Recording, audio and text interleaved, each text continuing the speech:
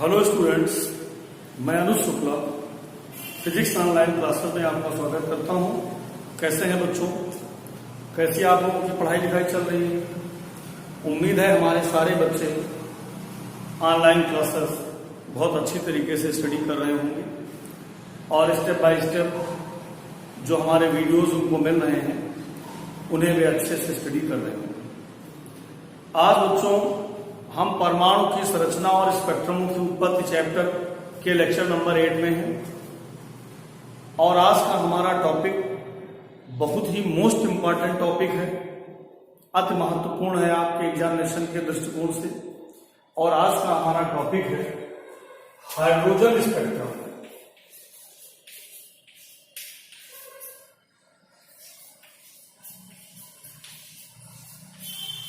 आज का हमारा टॉपिक है हाइड्रोजन स्पेक्ट्रम।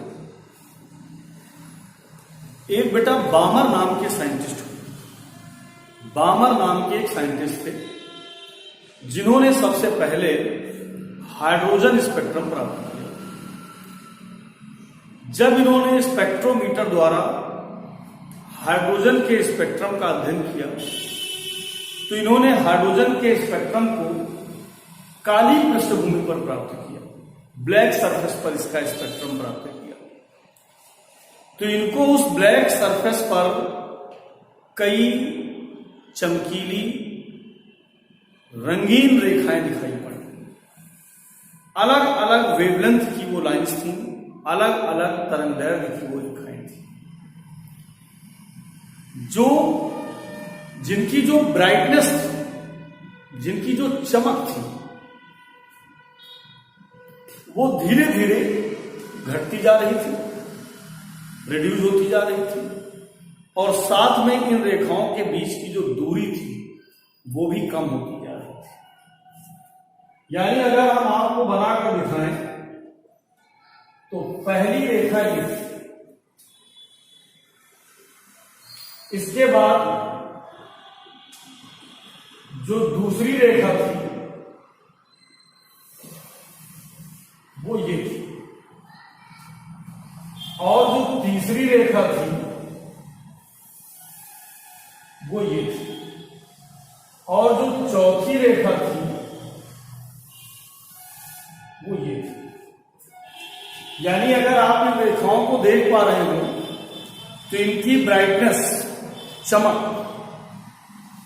देखिए धीरे धीरे कम होती जा रही है और इनके बीच की जो दूरी है वो भी कम होती चली जा रही है। जो पहली रेखा थी हमारी, इसकी जो वेवलेंथ थी वो 65-63 एंगस्ट्रॉम थी। कितनी थी बेटा? 65-63 एंगस्ट्रॉम थी। जो दूसरी रेखा थी इसकी, उसकी वेवलेंथ 48-61 एंगस्ट्रॉम थी। कितनी थी? 48-61 एंगस्ट्रॉम थी। और जो तीसरी रेखा थी इसकी 43-40 एंगस्ट्रॉम थी। अगर आप ध्यान दें तो देखें रेखाओं की जो वेवलेंथ है वो भी क्या होती जा रही है? कम होती जा रही है, रिड्यूस होती जा रही है। अगली रेखा फिर ये मिली, फिर अगली रेखा ये मिली, फिर अगली रेखा ये मिली और इसके बाद फिर इसी प्रकार से पास पास बहुत सारी रेखाएं। इन्होंने अपनी सबसे पहली रेखा को एच अल्फा कहा, दूसरी रेखा का नाम एच बीटा कहा, तीसरी का एच गामा कहा, फिर एच डेल्टा कहा एंड अप टू इनफाइनाइट, फिर एच इनफाइनाइट तक। इसी प्रकार से ये सारी रेखाएं दिखाई पड़ी। ये सारी लाइंस इसी प्रकार से इनको दिखाई, राइट?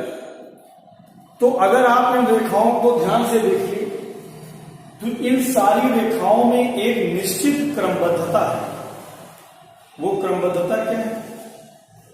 तरंगदैर्घ्य पहले लगातार देखें रिड्यूस होती चली जा रही है, सभी के बीच की दूरी घटती चली जा रही है और चमक भी साथ में कम होती चली जा रही है। अतः बामर ने कहा कि ये सभी रेखाएं एक श्रेणी की सदस्य है। एक श्रेणी की सदस्य है और इन्होंने इस श्रेणी का नाम अपने ही नाम पर बामर श्रेणी रखा। क्या रखा? बामर श्रेणी।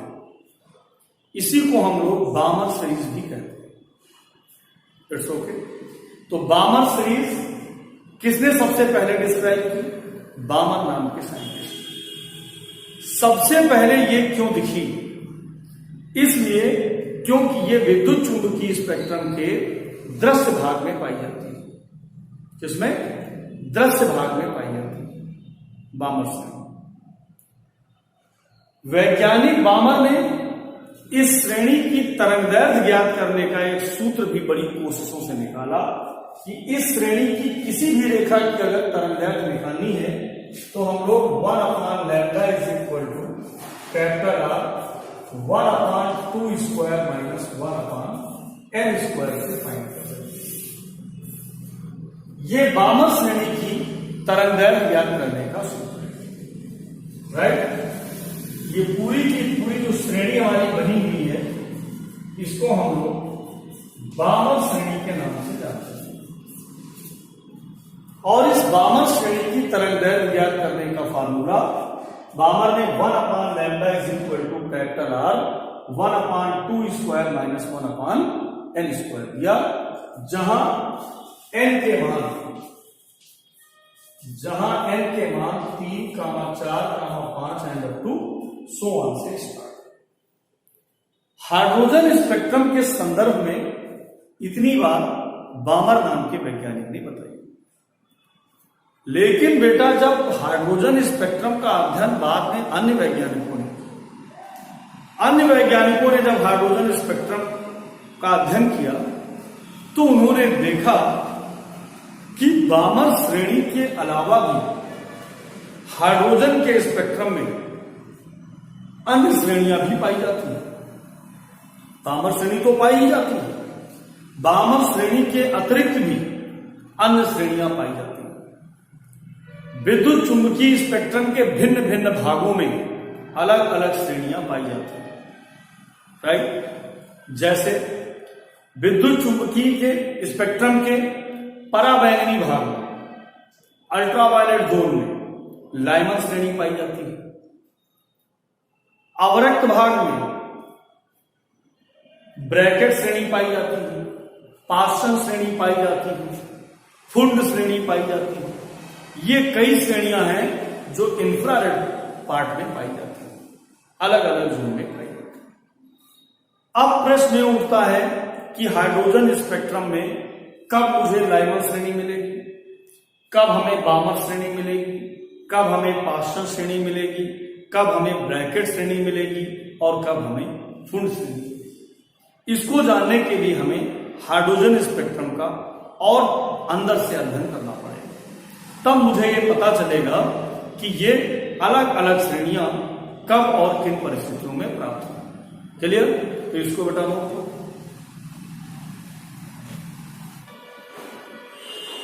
नोट हो गया बच्चों सभी का? तो अब आइए हम लोग हाइड्रोजन स्पेक्ट्रम में ही आगे बढ़ते हैं।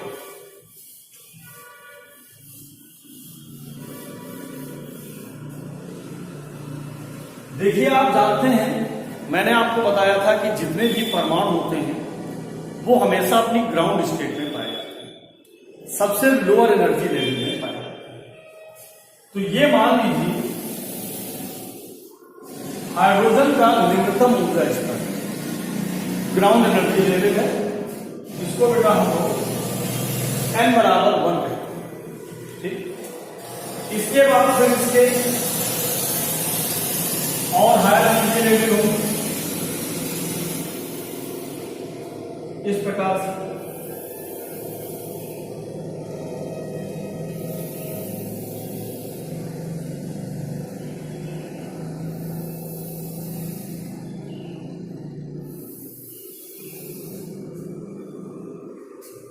n बराबर 2, n बराबर 3, n बराबर 4, n बराबर 5, n बराबर 6, n बराबर 7 और इसी प्रकार से अप टू 100।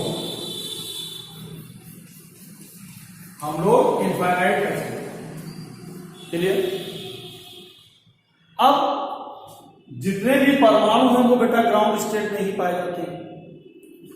जब इनको कहीं अतिरिक्त ऊर्जा मिलती है तो ये अपने उच्चतम ऊर्जा स्तर में चले जाते हैं।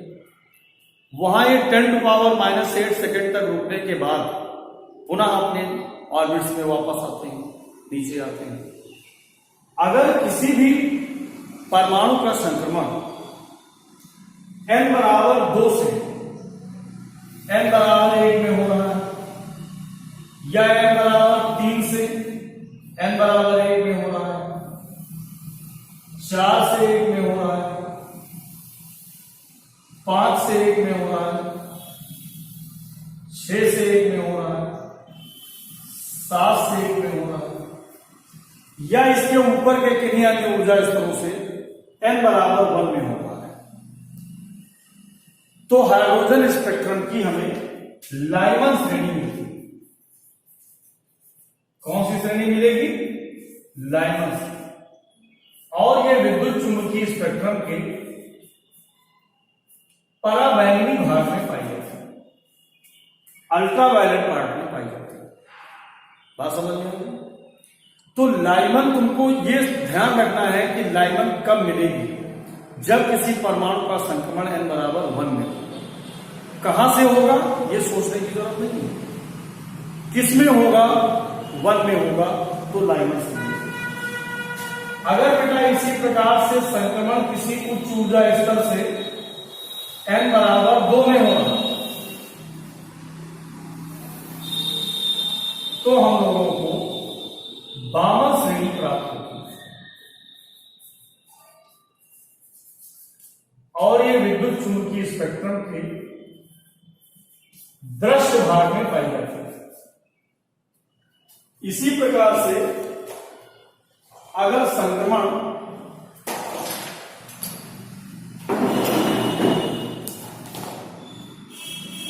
n बराबर 3 में होगा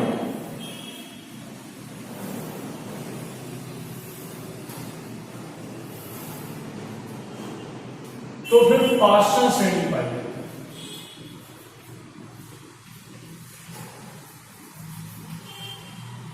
और ये विद्युत चुंबकीय स्पेक्ट्रम के अवरक्त भाग में पाई जाती है, जिसमें अवरक्त भाग। इसी प्रकार से अगर संक्रमण 4 में होगा तो ब्रैकेट श्रेणी पाई जाती है और ये भी विद्युत चुंबकीय स्पेक्ट्रम के अवरक्त भाग में पाई जाती है। इसी प्रकार से अगर संक्रमण 5 में हो रहा है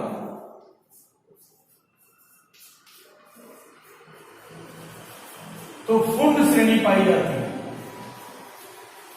और यह भी विद्युत चुंबकीय स्पेक्ट्रम के अवरक्त भाग में पाई जाती है। समझ में आया? तो कब हमको लाइमन श्रेणी मिलेगी, कब हमें बामर श्रेणी मिलेगी, कब हमें पार्षद श्रेणी मिलेगी, कब ब्रैकेट श्रेणी मिलेगी, कब फुल श्रेणी मिलेगी? समझ में आया? यदि संक्रमण किसी उच्च ऊर्जा स्तर से n बराबर 1 में हो रहा है तो लाइमन, 2 में हो रहा है तो बामर, 3 में हो रहा है तो पार्षद, 4 में हो रहा है तो ब्रैकेट और 5 में हो रहा है तो फुल श्रेणी प्राप्त। चलिए, अब अगर हमें इन सभी श्रेणियों की और कौन सी श्रेणी विद्युत चुंबकीय स्पेक्ट्रम के किस भाग में पाई जाती है समझ में आए? अब अगर हमें इन श्रेणियों की तरंगदैर्घ्य निकालनी है, वेवलेंथ फाइंड करनी है, तो इसकी वेवलेंथ निकालने का भी हमारे पास है। हमने आपको पढ़ाया था कि हाइड्रोजन परमाणु के लिए किसी भी कक्षा की अगर हमें ऊर्जा निकालनी है तो ऊर्जा का सूत्र मैंने पढ़ाया था En बराबर -RSC/n²।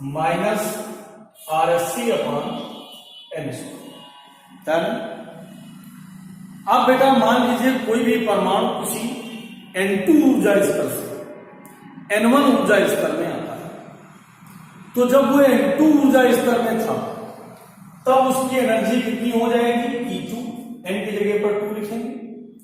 E2 is equal to हो जाएगा -RSC/n²। स्क्वायर। जब बेटा वो इवन में आएगा तो minus RSC upon N1 square. ये दूसरे ऊर्जा स्तर में उसकी एनर्जी है और ये पहले ऊर्जा स्तर में उसकी एनर्जी है। आप जानते हैं बोहर के आवर्ती प्रतिबंध से, बोहर के आवर्ती प्रतिबंध से न्यू बराबर किसके होता है? E2 minus E1 upon H। तो बेटा न्यू बराबर 1 अपॉन H को अलग कर लिया जाए, E2 और E1 के मान रख दीजिए, तो minus RSC upon N2 square, minus minus क्या हो जाएगा? Plus RSC upon N1 square, या nu is equal to RSC common मिल जाएगा, बाहर ले आइए, upon H 1 upon N1 square minus 1 upon N2 square. Plus का टर्म पहले लिख दिया और माइनस का टर्म बाद में लिख दिया। S से S कैंसिल हो गया, तो फिर न्यू इज इक्वल टू किससे हो जाएगा? RC in bracket 1 upon N1 square minus 1 upon N2 square. अब चूंकि आप जानते हो न्यू बराबर किसके होता है? C upon lambda. न्यू किसके बराबर होता है? C upon lambda. तो फिर न्यू की जगह पर हम लोग यहां C अपॉन लैम्डा सब्स्टिट्यूट कर देंगे, तो C upon lambda is equal to RC in bracket 1 upon N1 square minus 1 upon N2। C से C कैंसिल हो जाएगा, तो 1 by lambda is equal to capital R 1 upon N1 square minus 1 upon N2। तो ये बेटा relation आ गया, 1 upon lambda is equal to capital R 1 upon N1 square minus 1 upon N2 square. जहां परिचय लैम्डा क्या है? तरंगदैर्घ्य है, R रिडबर्ग नेतांक है, रिडबर्ग कांस्टेंट है, N1 पहले कक्षा की पहले एनर्जी लेवल की संख्या है और N2 दूसरे एनर्जी लेवल की संख्या। बात समझ में आई? अब इस फार्मूले की हेल्प से हम जिस भी श्रेणी की तरंगदैर्घ्य चाहें उस श्रेणी की तरंगदैर्घ्य फाइंड कर सकते हैं, ज्ञात कर सकते हैं, राइट? तो पहले इसको बेटा आप अच्छे से नोट कर लीजिए।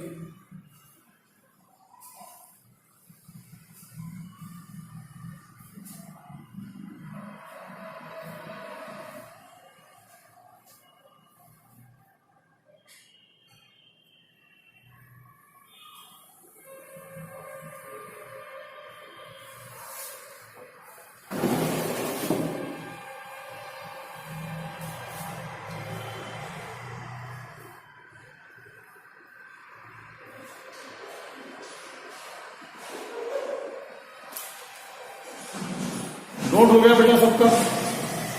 तो अब हम लोग इस फार्मूले की हेल्प से लाइमन, बामन, पाशान, ब्रैकेट, फुल सभी श्रेणियों की तरंगदैर्घ्य फाइंड करेंगे। ठीक है, अब देखो कैसे फाइंड करेंगे बिल्कुल। सबसे पहले हम लोग फाइंड करेंगे लाइमन श्रेणी की। लाइमन श्रेणी के लिए 1 upon lambda is equal to capital R।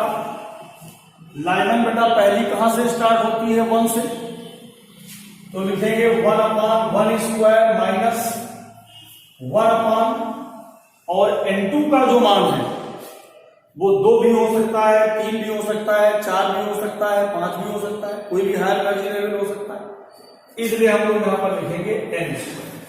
तो 1 by lambda is equal to capital R 1 upon 1 square minus 1 upon N square, जहां N के मान 2, 3, 4, 5, 6 एंड अप टू 2 से स्टार्ट हो।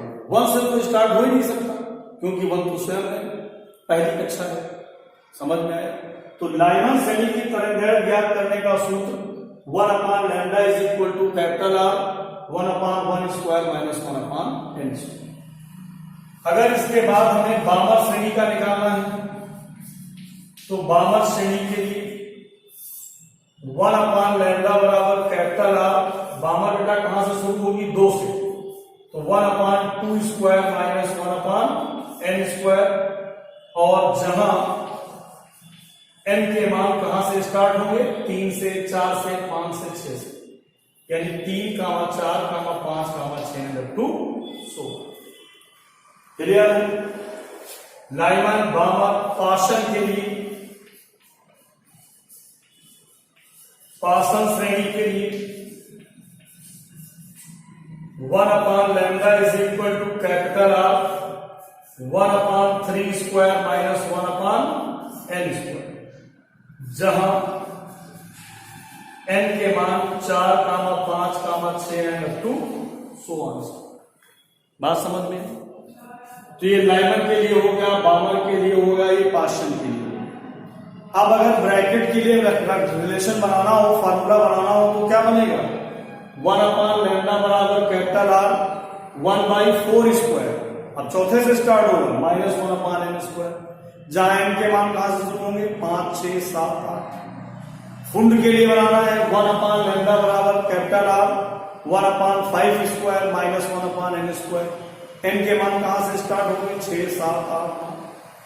चलिए, तो इस प्रकार से इस फार्मूले की हेल्प से हम लाइमर, बामर, पार्शन, ब्रैकेट, फुंड सभी श्रेणियों की तरंगदैर्घ्य फाइंड कर सकते हैं। क्लियर? तो आज के बेटा इस वीडियो में मैंने आपको हाइड्रोजन स्पेक्ट्रम पढ़ाया और हाइड्रोजन स्पेक्ट्रम की सारी चीजें आपको मैंने समझाई। उम्मीद है सभी बच्चों को आज का ये वीडियो अच्छा लगा होगा, आज का ये टॉपिक अच्छे से समझ में आया होगा। हमारे सारे बच्चे इसी प्रकार से कंटिन्यू हमारे वीडियोस पढ़ते रहिए और आगे बढ़ते रहिए। बहुत बहुत धन्यवाद। That's all.